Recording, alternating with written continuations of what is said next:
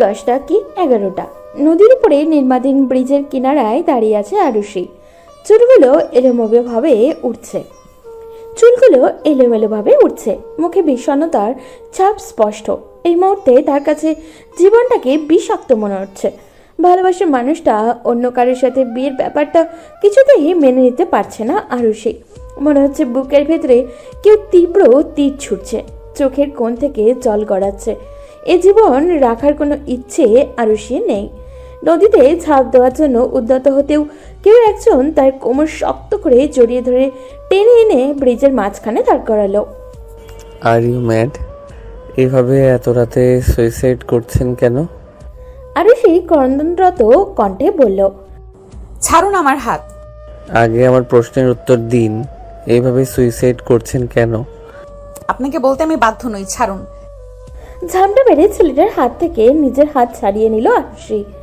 দুপা এগোতেই ছেলেটা ফের আরুষির হাত চেপে ধরে বলল, এক্সকিউজ মি, কোথায় যাচ্ছেন? আবার নদীতে ঝাঁপ দিতে? জানে আপনার ফ্যামিলি? একটা দীর্ঘশ্বাস ছাড়লো ছেলেটা। আরুষির হাত ধরে রেখেই বলল, চলুন, আপনার বাড়ির ঠিকানা বলুন, আপনাকে বাড়িতে পৌঁছে দিচ্ছি।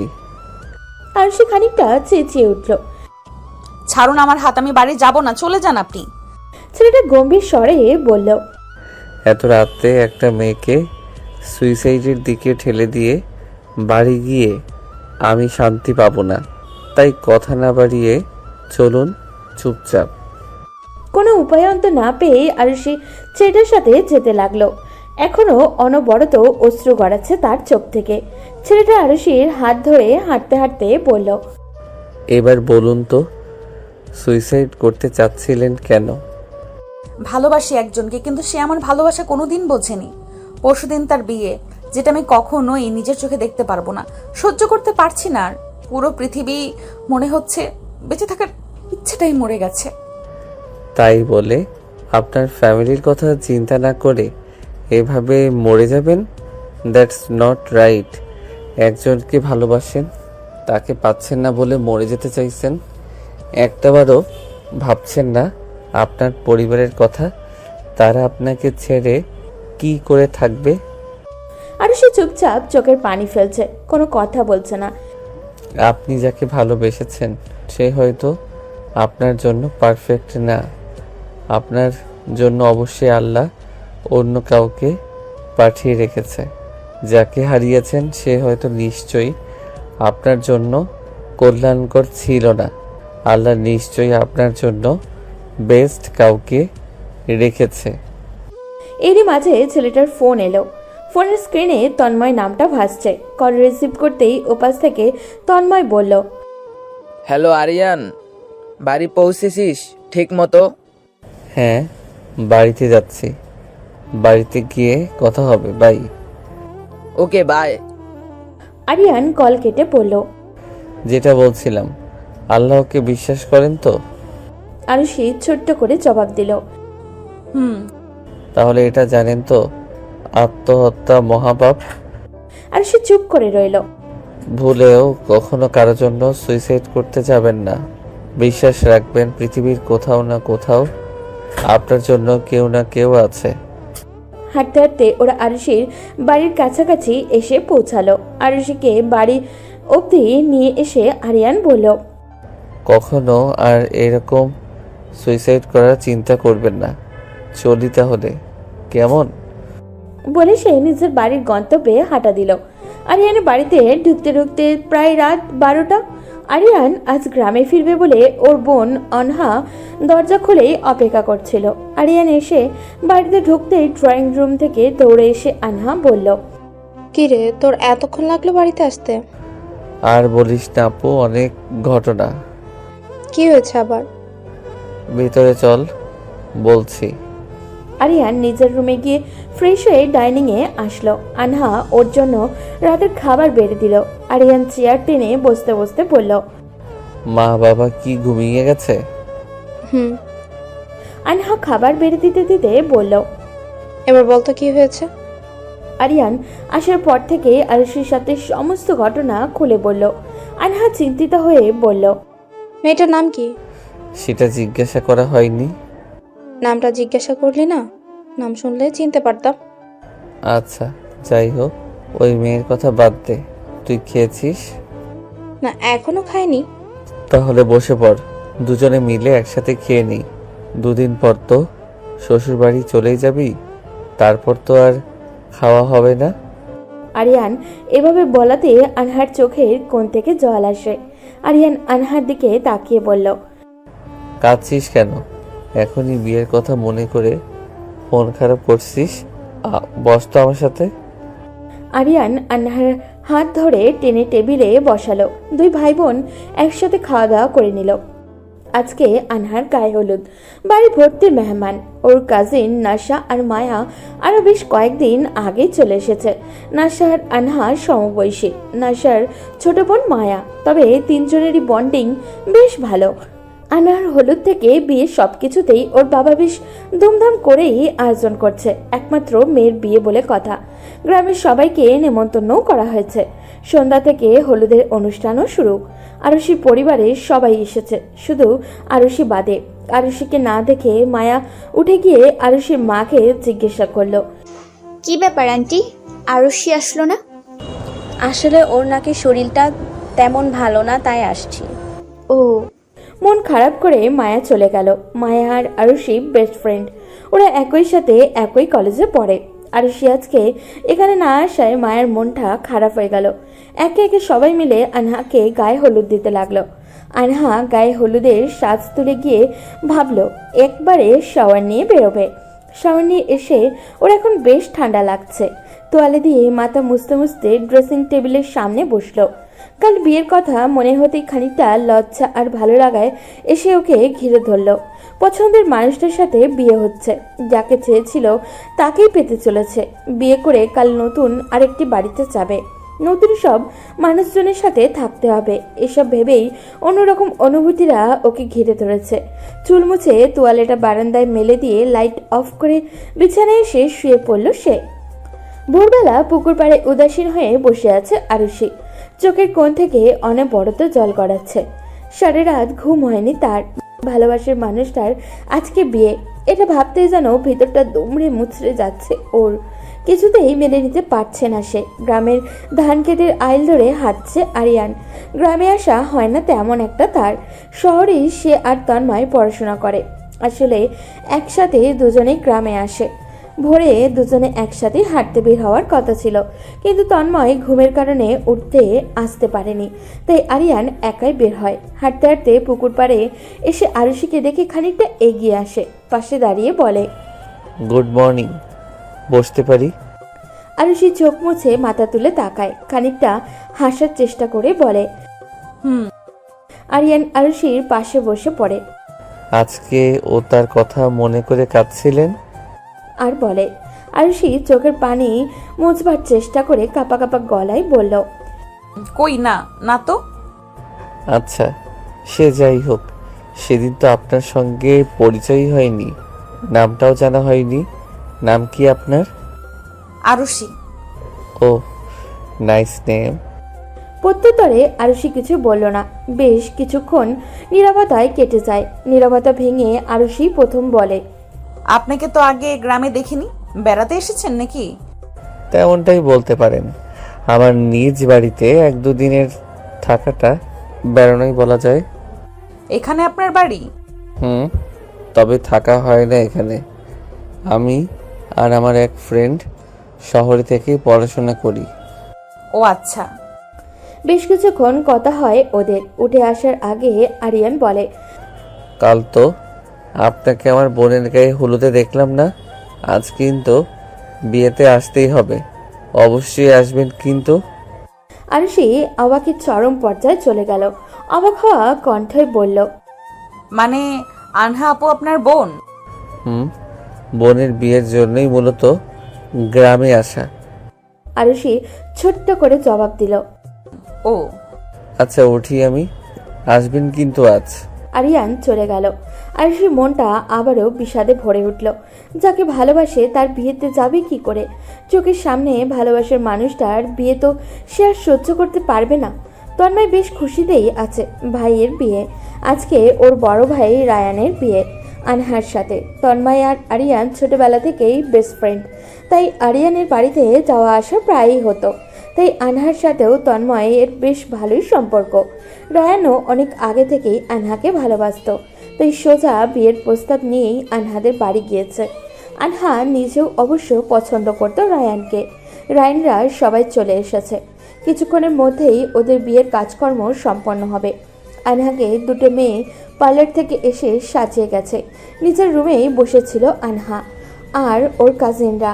আনহার আম্মু এসে ওদেরকে ড্রয়িং রুমে আসতে বলে। ওর কাজিনরা ওকে ড্রয়িং রুমে নিয়ে যায়। রায়ানের পাশে নিয়ে গিয়ে ওকে বসায়। লজ্জায় আড়ষ্ট হয়ে বসে আছে আনহা। কেমন জানি লজ্জা লাগছে তার। ইসলামিক ও আইনত নিয়ম মেনে আনহা আর রায়ানের বিয়ে সম্পন্ন হলো। খাওয়া দাওয়ার পর এখন বিদায়ের পালা। যতই পছন্দের মানুষের সাথে বিয়ে করুক, তবুও সারা জীবনের জন্য এই জন্য বাবার বাড়ি ছেড়ে যেতে কষ্ট তো হবেই। আনাহর বাবা মা সবাইকে জড়িয়ে ধরে কাঁদছে। যাওয়ার আগে আশেপাশে তাকিয়ে আরিয়ানকে দেখতে না পেয়ে আনহা দৌড়ে যায় আরিয়ানের রুমে। সেখানে গিয়েই ভাইকে জড়িয়ে ধরে কাঁদতে থাকে। ভাই বোন দুজনেই কাঁদছে, দুজনের চোখেই জল। অবশেষে আরিয়ান আনহাকে ছেড়ে দিয়ে চোখের পানি মুছিয়ে দিয়ে বলে, চলো এবার তো যেতে হবে। তারপর আনহাকে নিয়ে গিয়ে রায়ানের হাতে ওর হাতে তুলে দেয়। রায়ান আর আয়হানদের গাড়ি যাওয়ার পর রুমে চলে আসে আরিয়ান। বাড়িটা যেন কেমন খালি খালি লাগছে। ফুলে সাজানো খাটে বসে আছে আনহা। ওর পাশে নাশা, মায়া আর রায়ানের কাজিনরা বসে আছে। নানান কথা বলে বারবার লজ্জায় ফেলছে আনহাকে। কিছুক্ষণ বাদেই তন্ময় আর রায়ান একই সাথে রুমে আসলো। তন্ময় সবার উদ্দেশ্যে বলল, বের হও এবার সবাই রুম থেকে। অনেক আড্ডা দিয়েছো, অনেক রাত হয়েছে। এবার ভাইয়া আর ভাবিকে একা ছাড়ো। মায়া বলে উঠল। আর একটু থাকি না। তন্ময় ভ্রু কুচকে তাকালো। ওই মেয়েটাকে আজ সারাদিন প্রচুর বকবক করতে দেখেছে সে। এক মুহূর্ত চুপ থাকতে পারে না। মায়ের উদ্দেশ্যে বলল, এখানে থেকে করবেটা কি? নিজের বোনের বিয়ের দিন বোন আর দুলাভাইয়ের রোম্যান্সে ব্যাঘাত ঘটাতে চাইছো কেন? কারো থেকে ছেঁকা টাকা খেয়েছো নাকি যে এখন অন্যের রোম্যান্স সহ্য হয় না? শেষ কথাগুলি খানিকটা বাঁকা হেসে বলল তন্ময়। তন্ময়ের কথায় উপস্থিত সবাই হেসে ফেলল। মায়া খানিকটা রাগী গলায় বলল, কি বললেন আপনি? আমি ছ্যাঁকা খেয়ে এসেছি? তাই তো মনে হচ্ছে। বলেই ঠোঁট চেপে হাসলো তন্ময়। মায়া রাগ করে রুম থেকে বেরিয়ে গেল। ওর পিছন পিছন এক এক করে সবাই রুম থেকে বেরিয়ে গেল।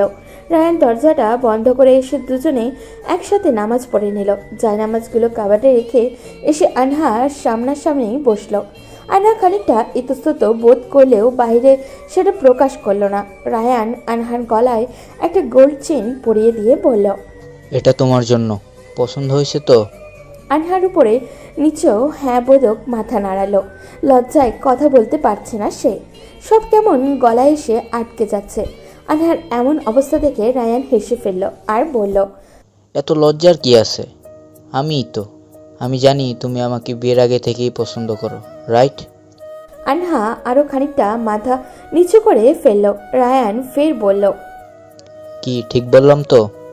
আনহা এবারও চুপ। রায়ান বলল, জানো, যেদিন তোমাকে প্রথম দেখেছিলাম সেদিনই মনে হয়েছিল আমি তোমার প্রেমে পড়ে গেছি। সেদিন থেকেই আমার মনের সবটুকু জুড়ে শুধু তুমি। তোমাকে খুব খুব ভালোবাসি। আনহা ধীর কণ্ঠে বলল। আমিও আপনাকে ভালোবাসি। উদাসীন মনে বারান্দায় বসে আছে আরুষি। মায়া কলেজে যাওয়ার জন্য রেডি হয়ে আরুষিদের বাড়ি আসলো। আরুষিকে রুমে না পেয়ে বারান্দায় চলে গেল। ওর পাশে বসে বলল, কি রে, কালো তো গেলি না কেন বলতো? আরুষি মনে মনে ভাবছে, কিভাবে তোকে বলবো বল? আমি যে রায়ানকে ভালোবাসি। ওর বিয়েতে যাব কিভাবে বল? নিজের চোখে কি করে ওর বিয়ে দেখতাম আমি? আরুষি আস্তে করে জবাব দিল, শরীর ভালো ছিল না।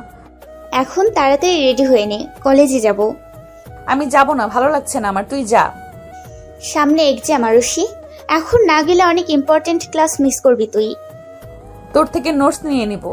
আরুষির মা রুমে ঢুকতে ঢুকতে বললেন, কোনো কথা না আরও, তাড়াতাড়ি রেডি হ, মায়ের সাথে কলেজে যা।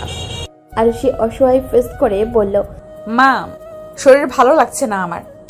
আর কোনো কথা শুনতে চাই না তোর, তাড়াতাড়ি রেডি হয়ে বের হ।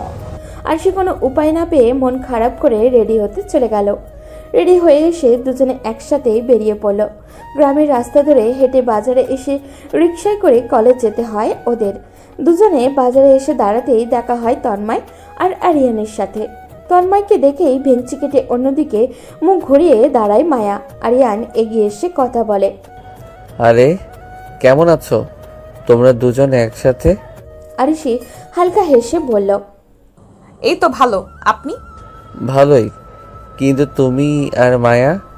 মায়া এবার আরিয়ানকে বলল। আমি আর আয়ুষী বেস্ট ফ্রেন্ড, কলেজে যাচ্ছি। আরিয়ান মায়াকে বলল। ও আচ্ছা, চলো তোদের দিয়ে আসি। মায়া বলল। লাগবে না ভাইয়া, তুমি চলে যাও, আমরা যেতে পারবো। মায়া আর আরুষি চলে গেল। সেদিকেই অপলক দৃষ্টিতে তাকিয়ে থাকে আরিয়ান। তন্ময়ের কাছে গিয়ে বলল, ওইদিকে কি দেখছিস এভাবে? আরুষিকে, মেয়েটা ভীষণ সুইট। তন্ময় এবার ওর কাঁধে ধাক্কা দিয়ে বলে, ব্যাপার কি বলতো? I think I fall in her love. বাব্বা, তুইও প্রেমে পড়লি ভাই? বলে দে ওকে তোর মনের কথা। সময় হলে বলবো। মেয়েটা এখন অনেক ডিপ্রেশনের মধ্যে আছে। মানে? সেসব তুই বুঝবি না।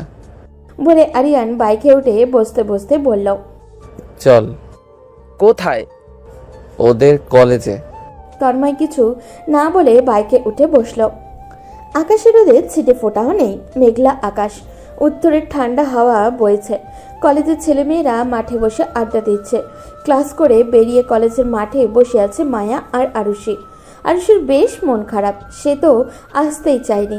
মায়া তাকে জোর করে নিয়ে এসেছে। আরুষিকে এভাবে চুপ থাকতে বসে থাকতে দেখে মায়া রীতিমতো বিরক্ত হয়ে যাচ্ছে। বিরক্তি নিয়েই বলে উঠল, এই হয়েছেটা কি তোর? এভাবে চুপচাপ বসে আছিস কেন? কিছু না, ভালো লাগছে না। এই আগে তো তুই এমন ছিলি না, কয়দিন ধরে দেখছি একদম চুপচাপ হয়ে গেছিস। কি হয়েছে তোর? বললাম তো কিছু না, শরীর ভালো লাগছে না।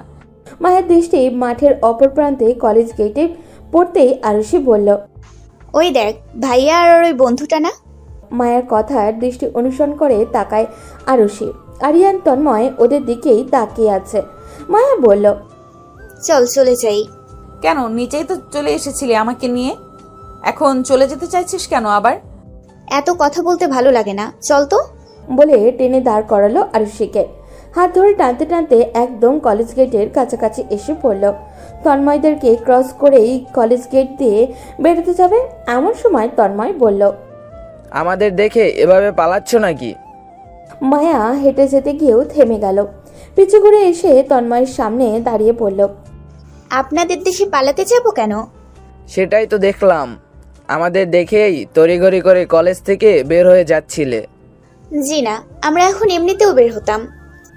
আরিয়ান বলল, দুপুর তো হয়ে গেছে, বাইরে থেকে একেবারে লাঞ্চ সেরে তারপর বাড়িতে যাবি। আরুষি মায়ার থেকে নিচের হাত ছাড়াতে ছাড়াতে বলল, আচ্ছা তুই তাইলে যা, আমি বাড়িতে গেলাম। বলে কয়েক কদম এগোতেই আরিয়ান দৌড়ে আরুষির সামনে পথ আটকে দাঁড়িয়ে পড়ল। আরে আরে কোথায় যাচ্ছেন? বাড়িতে। বললাম না সবাই মিলে লাঞ্চে যাব? আপনারা যান, আমার ভালো লাগছে না। এই জন্যই তো বলছি চলুন, গেলে আপনার ভালো লাগবে। তন্ময় এগিয়ে এসে বলল। চলেন বলতে নিতেই আরিয়ান ওর দিকে রাগী দৃষ্টিতে তাকায়। তন্ময় যে ভাবি বলতে চাইছিল সেটা বুঝতে পারে আরিয়ান। আরিয়ানকে এভাবে তাকাতে দেখে তন্ময় চুপ হয়ে যায়, আমতা আমতা করে বলে, না মানে চলুন, গেলেই ভালো লাগবে, মনটাও ফ্রেশ হবে। মায়া এসে জোর করলো, তাই ওদের সবার কথায় আরুষি আর ফেলতে পারলো না। ওরা সবাই মিলে একটা হোটেলে গিয়ে বসলো। সবাই একসাথে লাঞ্চ করে কিছুক্ষণ ঘোরাঘুরি করে বাড়ি ফিরল। কয়েকদিন কেটে যায়। আজকে বিকালে আরিয়ান আর তন্ময় গ্রাম থেকে চলে যাবে। এমনিতেই ওর অনেকগুলো ক্লাস গ্যাপ দিয়েছে, আর ক্লাস মিস দিবে না বলেই তাড়াতাড়ি চলে যাচ্ছে। অন্যবার এলেও আরও কম থাকা হতো, কিন্তু এবার সে যে এভাবে হঠাৎ করেই আরুষি প্রেমে পড়ে যাবে সেটা আরিয়ান ভাবতে পারেনি। আরুষির সাথে সময় কাটানোর জন্য, কথা বলার জন্যই এবার আরও কিছুদিন বেশি থেকেছে সে। আরুষির সাথে বেশ ভালো একটা বন্ডিং তৈরি হয়েছে। আপনি থেকে তুমি বলা শুরু করেছে। অবশ্য আরুষি আপনি করেই বলে। তন্ময় আর মায়ের মধ্যেও বেশ ভালো একটা ফ্রেন্ডশিপ বন্ডিং তৈরি হয়েছে। পরন্ত বিকেল, সূর্যের তেমন তেজ নেই বললেই চলে। উত্তরের ঠান্ডা হাওয়া বইছে। আরুষি ওর রুমের বারান্দার চাদর গায়ে জড়িয়ে বেশ বসে বসে বই পড়ছিল।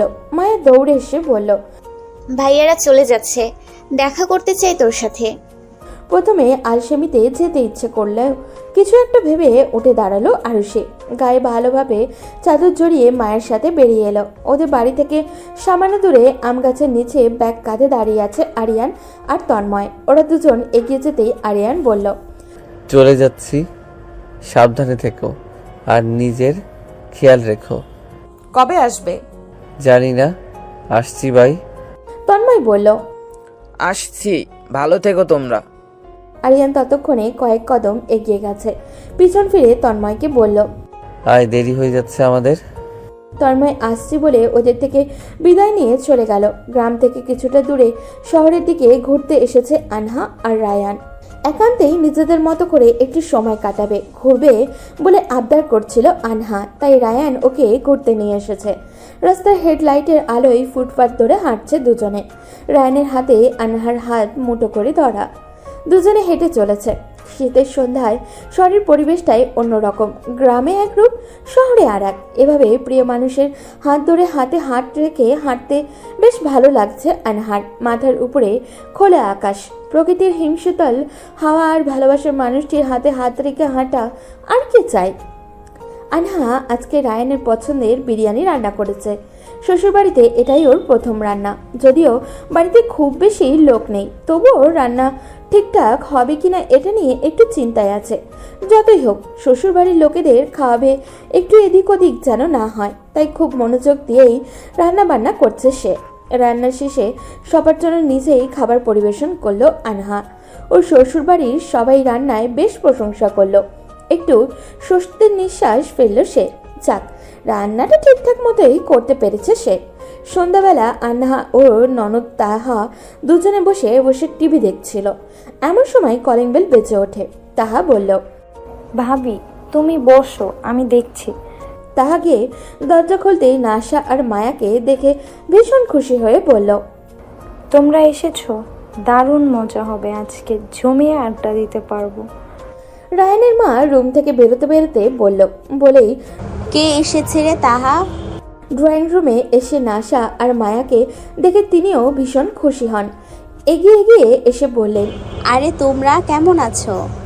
আলহামদুলিল্লাহ আন্টি, আপনি কেমন আছেন? এই তো আলহামদুলিল্লাহ। দাঁড়িয়ে আছো কেন? বসো বসো। আরে আন্টি ব্যস্ত হবেন না, তোমরা গল্প করো, আমি তোমাদের জন্য নাস্তা নিয়ে আসি। নাশা আর মায়া ওনাকে সালাম দিয়ে বলে তিনি কিচেনে চলে গেলেন। আনহা, নাশা, মায়া, তাহা ওরা সবাই মিলে একসাথে জমিয়ে আড্ডা দিতে লাগলো। আর সে শুয়ে শুয়ে ফোন দেখছে। এমন সময় আননোন একটা নাম্বার থেকে মেসেজ আসে। এত রাতে মেসেজ? কৌতূহল নিয়ে মেসেজটা ওপেন করে সে। মেসেজটা একটু চিঠির মতো করে লেখা। কেমন আছো? শরীর মন ঠিক আছে তো? মন ভালো না থাকলেও ভালো রাখার চেষ্টা করবে, কেমন? কারোর জন্য নিজের জীবনটা নষ্ট করার চিন্তা ভুলেও করবে না। কিন্তু যাকে ভালোবাসতে সে তোমার হয়নি এটা ভেবে উল্টাপাল্টা কাজ করতে যাবে না একদম। তুমি লাইফে আরও ভালো কাউকে ডিজার্ভ করো। সো তোমাকে ভীষণ ভালোবাসবে, ভীষণ হ্যাপি রাখবে। দেখো, নিজের খেয়াল রেখো, যত্ন নিও। ইতি, তোমার চেনা জানার মধ্যেই কেউ। মেসেজটা পড়ে একটু ভাবতে বুঝতে পারলেও এটা আরিয়ান ছাড়া কেউ হবে না, কারণ ওর ব্যাপারে এসব শুধু আরিয়ানই জানে। আরও বেশ কয়েকবার মেসেজে চোখ বোলালো। শিওর হওয়ার জন্য নাম্বারে ডায়াল করলো সে। 2-3 বার রিং হতেই রিসিভ করলো আরিয়ান। আর সে বলল, আপনি আরিয়ান তাই না? আরিয়ান হেসে ফেলল। বুঝে ফেললেই তাহলে? না বোঝার কি আছে? আপনি ছাড়া আমার ব্যাপারে আর কেই বা এত সব জানে? তবে 1 মিনিট, আমার নাম্বার পেয়েছেন কোথায়? তোমার বেস্ট ফ্রেন্ড যে আমার কাজিন, সেটা কি ভুলে গেছো? মায়া দিয়েছে?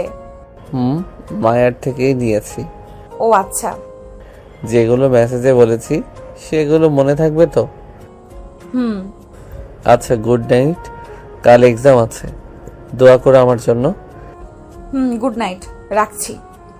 বলে কল কেটে দিল আরুষি। নিজের অজান্তেই ঠোঁটের কোণে হাসি ফুটে উঠল। মানুষটা কি সুন্দর বোঝে তাকে, কি সুন্দর করে সবকিছু বোঝায়, সাপোর্টও দেয়। ছেলেটার সাথে কথা বলে মনটাও হালকা লাগছে আরুষির। ফোনটা পাশে রেখে কম্বল গায়ে জড়িয়ে শুয়ে পড়ল সে।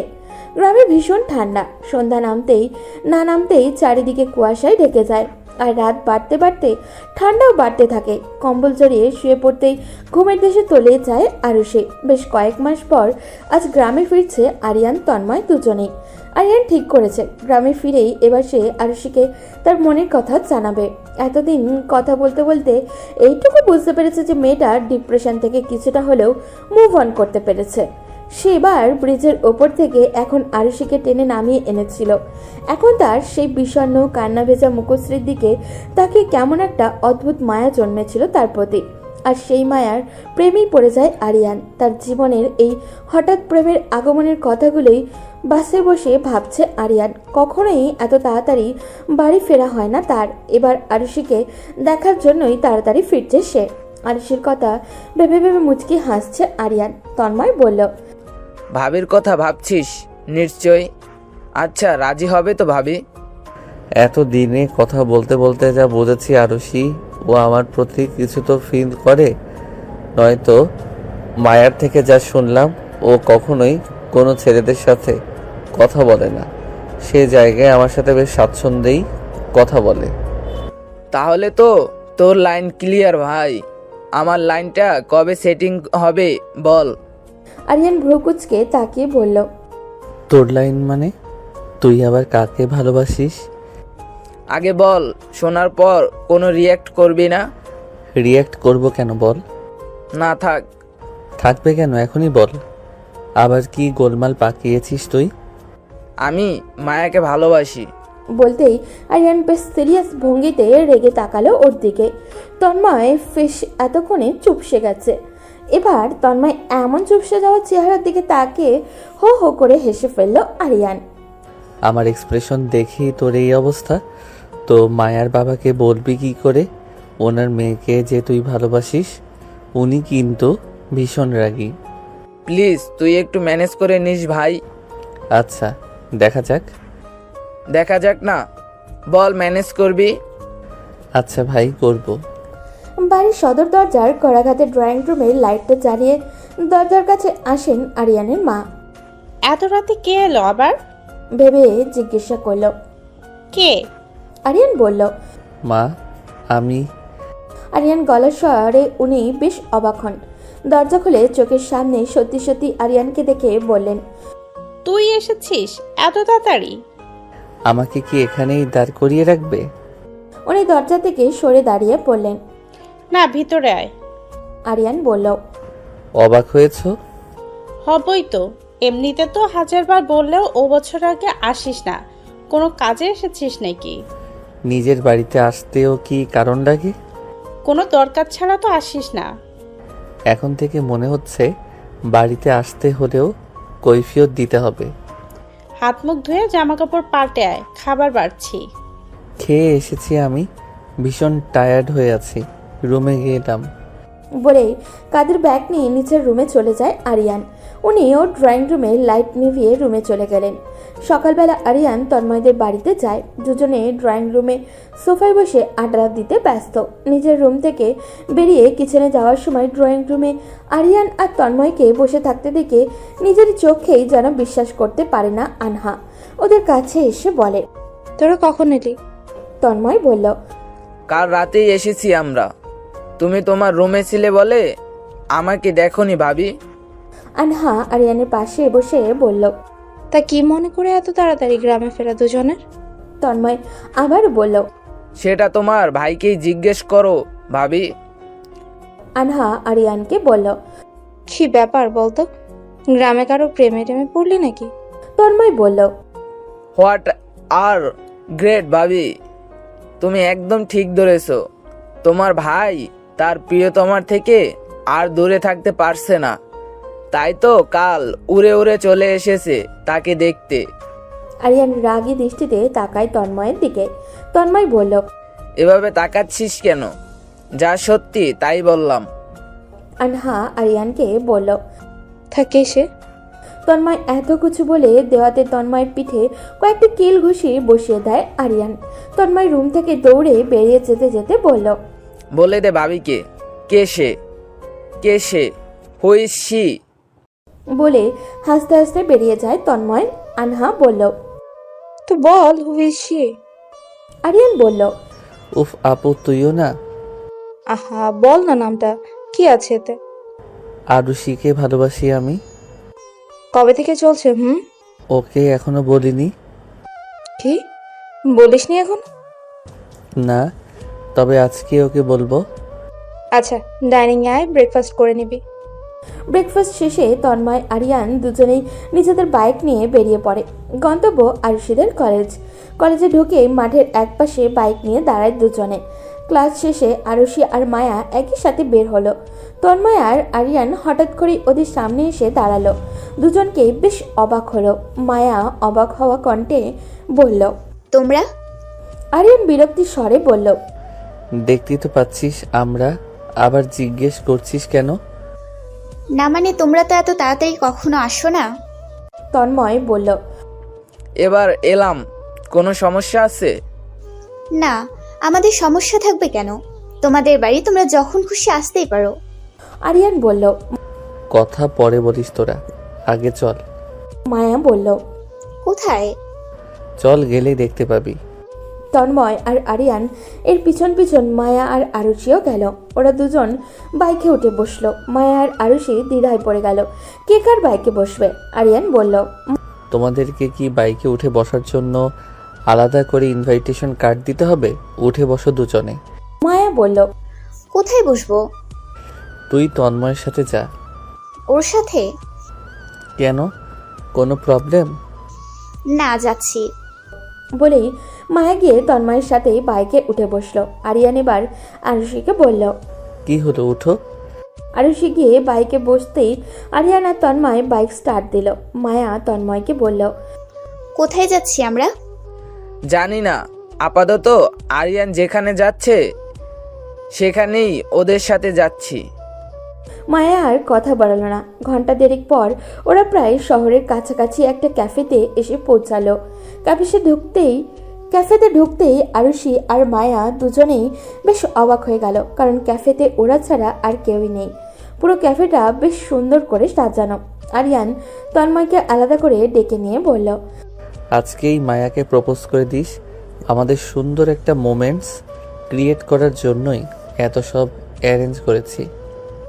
ও যদি রিয়্যাক্ট করে? করবে না বলছিস? আরিয়ান আর তন্ময় দুজনেই হাতে গোলাপ নিয়ে এগিয়ে এসে আরুষি আর মায়ের সামনে হাঁটু গেড়ে বসলো। আরুষি আর মায়া দুজনে বেশ অবাক হয়ে একে অপরের মুখ চাওয়াচাই করলো। কি হতে যাচ্ছে কিছুটা হলেও দুজনে আন্দাজ করতে পারছে। আরিয়ান আর তন্ময় দুজনেই আরুষি আর মায়ের দিকে ফুল এগিয়ে দিয়ে বলল, উইল ইউ ম্যারি মি? ওদের থেকে একসাথে এভাবে প্রপোজাল পেয়ে আরুষি আর মায়া আরও এক ধাপ অবাক হলো। আরিয়ান আর তন্ময় দুজনেই ওদের উত্তরের অপেক্ষায় তাকিয়ে আছে। Yes I will. মায়ের থেকে এই উত্তরে তন্ময়ের প্রত্যাশা ছিল না। ভেবেছিল মায়া রিয়াক্ট করবে। তন্ময়ের ঠোঁটে হাসি ফুটে উঠল। উচ্ছ্বাসিত হয়ে বলল, সত্যি তুমি রাজি? মায়া তন্ময়ের হাত থেকে গোলাপ নিয়ে বলল, সত্যি। আরুষি তখন চুপচাপ। কি বলবে বা কি বলা উচিত ভেবে পাচ্ছে না সে তো একজনকেও ভালোবাসে, অবশ্য তাকে পাওয়াটা এখন অসম্ভব। আরুষি ভেবে চলেছে আরিয়ানের প্রথম দিনের বলা কথাগুলো। বারংবার মাথায় সেই একই কথাগুলোই ঘুরপাক খাচ্ছে। আরিয়ান এখনও তার উত্তরের অপেক্ষায় সেভাবেই বসে আছে। মায়া আরুষির পাশে এসে দাঁড়িয়ে বলল, আর কতক্ষণ ভাইয়াকে এভাবে বসিয়ে রাখবি? আমার কিছু ভালো লাগছে না, চল এখান থেকে। বলেই মায়ার হাত ধরে টেনে ক্যাফের বাইরে চলে এলো। একটা রিক্সা ডেকে তাতে উঠে পড়লো। আরিয়ানা তন্ময় দৌড়ে আস্তে আস্তেই ওরা দুজন চলে গেল। তন্ময় বলল, এটা কি হলো? আরিয়ান কিছু না বলে বাইকে বসে বাইক স্টার্ট দিয়ে চলে গেল। তন্ময় দৌড়ে গিয়ে নিজের বাইক স্টার্ট দিতে দিতে বলল, আরে তোরা সবাই আমাকে ফেলে যাচ্ছিস কোথায়? রিক্সা ছুটে চলেছে ওদের গ্রামের দিকে। উদাসীনভাবে রিক্সায় বসে আছে আরুষি। মায়া বলল, ওভাবে ওখান থেকে চলে এলি কেন? ভাইয়াকে কি তোর পছন্দ নয়? শেষ প্রশ্নে মায়ের দিকে তাকালো আরুষি। ছোট্ট করে জবাব দিল, জানি না। আচ্ছা, তুই কি কাউকে ভালোবাসিস? না। আমার ভাইয়া কিন্তু খারাপ না।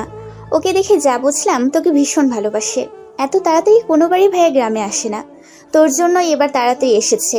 কত সুন্দর করে আমাদের সারপ্রাইজ দিয়েছে, শুধুমাত্র তোকে ভালোবাসে বলে। তুই ভাইয়াকে অ্যাকসেপ্ট করতে পারিস। আরুষি কিছুক্ষণ মায়ের কথাগুলো নিজে ভাবলো আর বলল, বাড়ি গিয়ে ভেবে জানাবো। ঠিক আছে, সে না হয় তুই ভেবেই জানাস, কিন্তু উত্তরটা যেন হ্যাঁ হয়। দেখা যাক। বাড়ি এসে পৌঁছালো ওরা। মায়া যাওয়ার সময় বলল, টাটা, যাচ্ছি। গুড নিউজের অপেক্ষায় থাকবো। সারা রাত ধরে এই ব্যাপার নিয়ে ভাবলো আরুষি।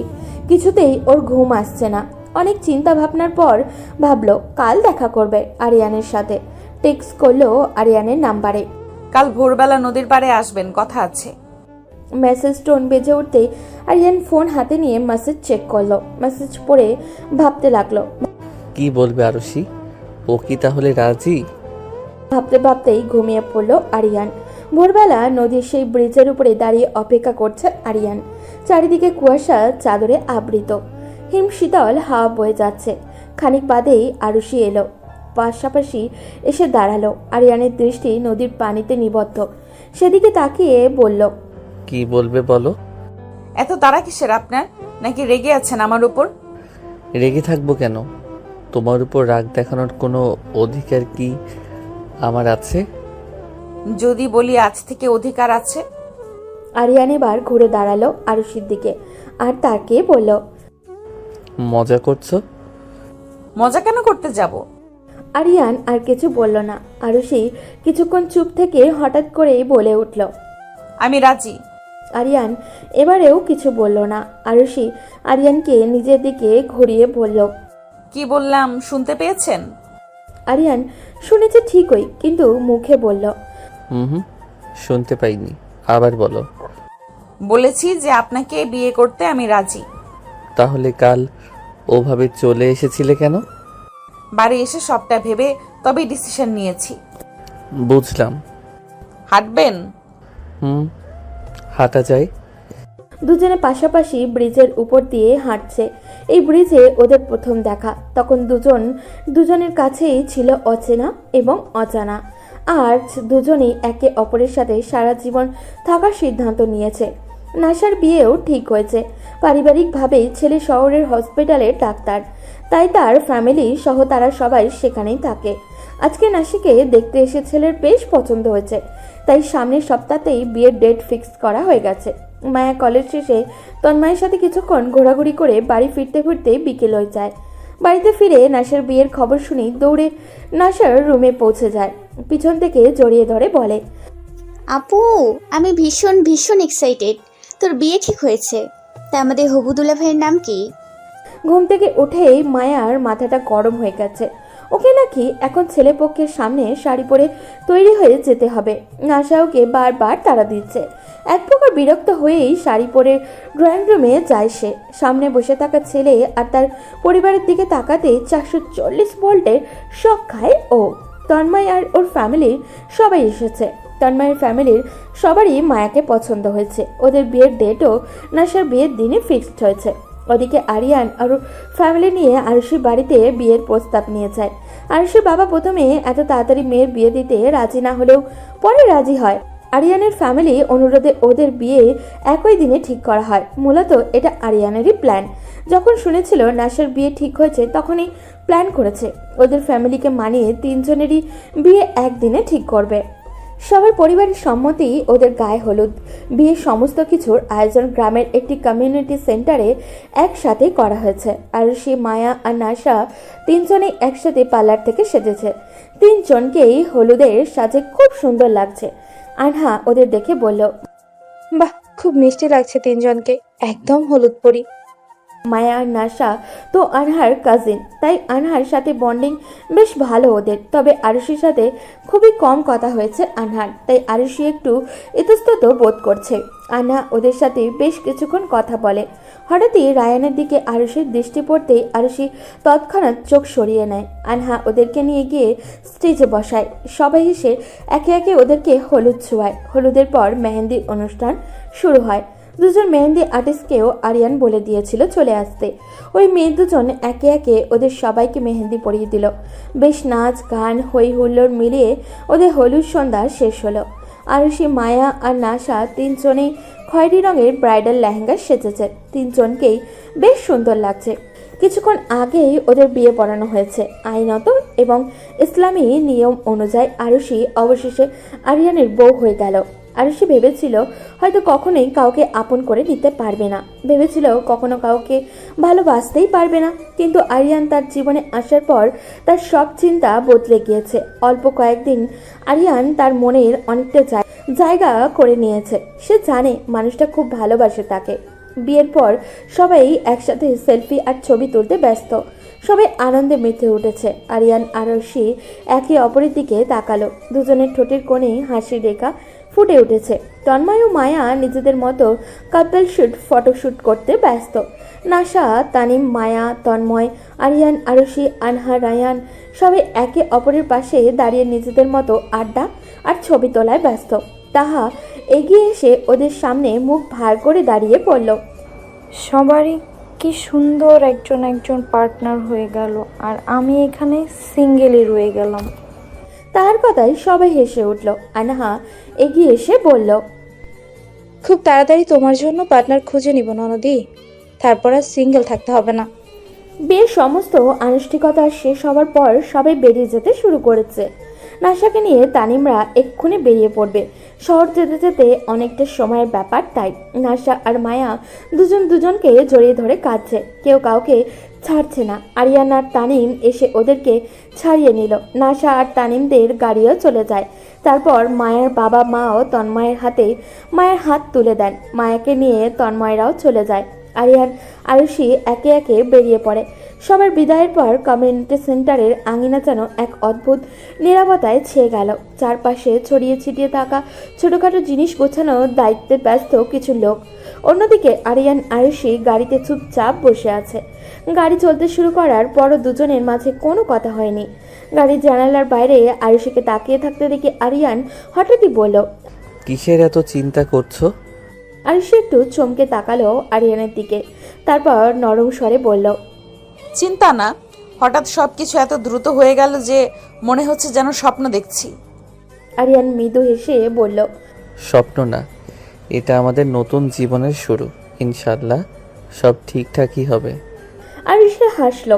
দারুণ দেখালো সেই হাসি। তার মনের ভেতরে এক ধরনের প্রশান্তি বয়ে গেল। আরিয়ান সত্যি একজন ভালো মানুষ। তার এই নতুন জীবনের যাত্রা যেন আনন্দ আর ভালোবাসায় পূর্ণ হয়। এই আশাতেই মনের ভিতরে আশার আলো জ্বলে উঠল আরুষি। নাশা আর তানিম শহরের ফ্ল্যাটে এসে পৌঁছালো। দিনভর নানান আয়োজনের পর দুজনেই বেশ ক্লান্ত, কিন্তু একসাথে এই নতুন যাত্রার উত্তেজনাও তাদের মনে গভীর স্পষ্ট। রাতের খাবারের পর তানিম নিজের রুমে দরজা খুলে ভেতরে ঢুকেই মৃদু হেসে বলল, এটা আমাদের ছোট্ট পৃথিবী, কেমন লাগছে? নাশা চারপাশ তাকিয়ে দেখল। ফ্ল্যাটের ঘরগুলো বেশ গোছানো, সাজানো। বিছানার উপরে গোলাপের পাপড়ি ছড়িয়ে আছে। জানালার পর্দায় মৃদু বাতাসের স্পর্শ, ঘরে হালকা ল্যাভেন্ডারের সুগন্ধি। নাশা মুগ্ধ হয়ে বলল, খুব সুন্দর। তানিম ধীরে ধীরে তার কাছে এসে হাত ধরে বলল, ক্লান্ত তো, কিছুক্ষণ বিশ্রাম নাও। নাশা বলল, আমি ঠিক আছি। তানিম একটু সামনে ঝুঁকে তার চোখের দিকে তাকিয়ে বলল, ঠিক আছে, আজকের রাত শুধু আমাদের, চলো গল্প করি। তারা দুজন বিছানায় বসে কথা বলতে লাগলো। নিজেদের ছোট ছোট স্মৃতি, হাসির গল্প আর ভবিষ্যৎ নিয়ে নানানো কথা। তানিম নাশার দিকে তাকিয়ে বলল, জানো, আমি তোমাকে প্রথম দেখার দিন থেকেই ভেবেছি তুমি আমার জন্যই ঠিক তৈরি হয়েছ। আল্লাহ আমাকে তোমার জন্যই বানিয়েছে। নাশা অবাক চোখে তাকিয়ে বলল, আপনি আমাকে আগে থেকেই চিনতেন? হুম। কি করে? ইটস সিক্রেট, বলা যাবে না। গল্প করতে করতে রাত গভীর হলো। তানিম মৃদু আলো নিভিয়ে বলল। এবার ঘুমো, অনেক রাত হয়ে গেছে। নাশা মাথা এলিয়ে সম্মতি জানালো। দুজনেই জানতো এই রাতটা তাদের জীবনে একটা নতুন অধ্যায়ের সূচনা। একে অপরের পাশে থাকার প্রতিশ্রুতি নিয়েই তারা এক নতুন ভোরের অপেক্ষায় থাকলো। তন্ময়ের ঘর ও ওর সব কাজিনরা মিলে সাজালো। মায়াকে আনহা আর তাহা বসিয়ে রেখে গেছে। তন্ময় ঘরে প্রবেশ করলো। ঘরটি ফুল দিয়ে সজ্জিত। হালকা গোলাপি রঙের আলো যেন এক স্বপ্নের পরিবেশ তৈরি করেছে। মায়ের লজ্জায় নিচের দিকে তাকিয়ে বসে আছে। তন্ময় ধীরে ধীরে তার কাছে এসে বসলো আর বলল, তোমার চোখে আজ সেই লজ্জা দেখেছি যা হয়তো কখনো দেখিনি। মায়ের লজ্জায় মৃদু হাসলো। তন্ময় তার হাতে হাত রেখে বলল, আজ থেকে আমরা একে অপরের জীবন সঙ্গী। তুমি জানো তো আমি তোমাকে কতটা ভালোবাসি। মায়া তার দিকে তাকিয়ে সম্মতিসূচক হাসি দিল। অন্যদিকে আরিয়ান আর আরুষি তাদের নতুন সাজানো ঘরে প্রবেশ করলো। ঘরে সাদা ফুলের সৌরভে হালকা সুগন্ধি, মোমবাতির আলো যেন পুরো পরিবেশটাকে স্বর্গীয় করে তুলেছে। আরুষি একটু অপ্রস্তুত হয়ে দাঁড়িয়ে আছে। আরিয়ান তার দিকে এগিয়ে এসে বলল, এই লাজুক চেহারা আমার আরেকবার দেখা উচিত ছিল বিয়ের আগে। আরুষি লজ্জা পেল খানিকটা। মৃদু হেসে বলল, সবকিছু এত দ্রুত হলো যে বুঝতেই পারলাম না। আরিয়ান তার হাতটা ধরে পাশে বসিয়ে বলল, জীবনে কোনো কিছুই নিখুঁত হয় না, তবে আমরা একসাথে থাকলে সব কিছু নিখুঁত মনে হবে। আরুষি তার চোখে চোখ রাখলো। সেই মুহূর্তে তার মনে হলো এই মানুষটি তার জন্য সঠিক। সে তো সত্যিই ভালোবাসে তার এবং তাকে, এবং সারা জীবন তাকে ঠিকই আগলে রাখতে পারবে। বাসরাতের এই মুহূর্তগুলো যেন প্রত্যেক নবদম্পতির জীবনে এক নতুন প্রতিশ্রুতি এবং ভালোবাসার বন্ধন দিয়ে ভরে উঠল। দূরের গ্রামের পুকুর পাড়ে জোনাকির আলো আর আকাশে ভরা পূর্ণিমা যেন এই নতুন শুরুর সাক্ষী হয়ে রইল।